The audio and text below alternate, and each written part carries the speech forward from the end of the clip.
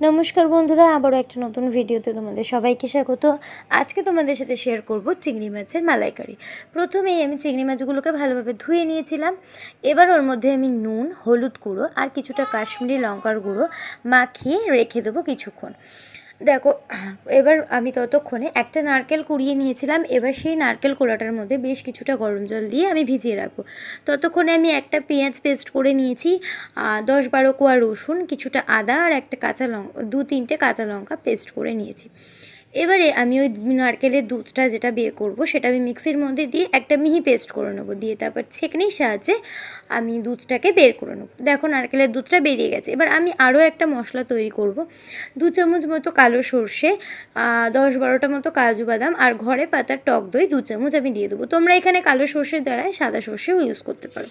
যাই হোক, পেস্টটা হয়ে গেছে। এবার কড়াইতে বেশ কিছুটা সর্ষের তেল গরম করতে দেবো, দিয়ে এক এক করে আমরা চিংড়ি মাছগুলো দিয়ে দেবো। চিংড়ি মাছগুলো বেশিক্ষণ ভাজা হবে না, জাস্ট কালার এসে গেলেই চিংড়ি মাছটা আমরা তুলে নেবো। ঠিক এরকম টাইমে ভাজা হবে টাইপের।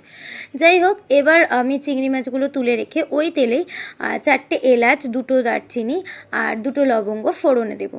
দিয়ে বেশ ভালোভাবে ফোড়নের গন্ধটা বেরিয়ে গেলে পেঁয়াজ বাটাটা আমি দিয়ে দেবো। পেঁয়াজ বাটাটা আমি ততক্ষণ ফ্রাই করব যতক্ষণ না পেঁয়াজের কালারটা চেঞ্জ হচ্ছে আর পেঁয়াজের জলটা মরে আসছে। দেখো, পেঁয়াজটা আমার ভাজা হয়ে গেছে। এবার ওর মধ্যে আমি 1 চামচ আদা বাটা, 1 চামচ রসুন বাটা ওটাকে ভালোভাবে কষাবো। দেখো, কষানো হয়ে এসছে এবং তেলও ছেড়ে এসছে। এবার এর মধ্যে আমি কাঁচা লঙ্কা বাটাটা দিয়ে দেবো, দিয়ে ভালোভাবে কষিয়ে নেব। মশলা পড়বে আমাদের দুটো, একমাত্র হলুদ গুঁড়ো আর কাশ্মীরি লঙ্কার গুঁড়ো। তো হলুদ গুঁড়ো আর কাশ্মীরি লঙ্কার গুঁড়োটা দিয়ে আমি ভালোভাবে কষিয়ে 1 চামচ নুনও দিয়ে দিলাম, দিয়ে ওটাকেও ভালোভাবে কষিয়ে নিলাম। কষিয়ে নিয়ে ওই সর্ষে আর কাজু বাদাম আর টক দইয়ের পেস্টটা আমি ওর মধ্যে দিয়ে দেবো। পেস্টটা দিয়ে ভালোভাবে কষাবো যতক্ষণ না মশলা থেকে তেল ছাড়ছে।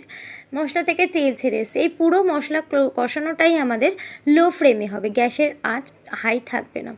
এবার আমরা নারকেলের দুধটা দিয়ে দেবো। নারকেলের দুধটা দিয়ে সঙ্গে সঙ্গে আমি গ্যাসের ফ্লেমটাও জোরে দিয়ে দেবো। দিয়ে এবার নারকেলের দুধের সাথে মশলাটাকে ভালোভাবে মিশিয়ে নেব। নারকেলের দুধটা ফুটে এলে আমি 1 চামচ মতো চিনি দিয়ে দেবো আর ভেজে রাখা চিংড়ি মাছগুলো দিয়ে দেবো। চিংড়ি মাছের জুসটাও আমরা দিয়ে দেবো। দিয়ে ভালোভাবে নাড়াচাড়া করে বেশ কিছুক্ষণ ফুটলে দেখো চিংড়ি মাছের ওপর থেকে তেল ছেড়ে গেছে। এবার আমাদের চিংড়ি মাছের মালাইকারি কিন্তু রেডি। নামানোর আগে 1 চামচ ঘি আর একটু গরম মশলা ছড়িয়ে নামিয়ে নিলেই রেডি আমাদের চিংড়ি মাছের মালাইকারি। গরম গরম ভাত দিয়ে এটা তো দারুণ লাগে খেতে, পোলাও দিয়েও অসাধারণ লাগে।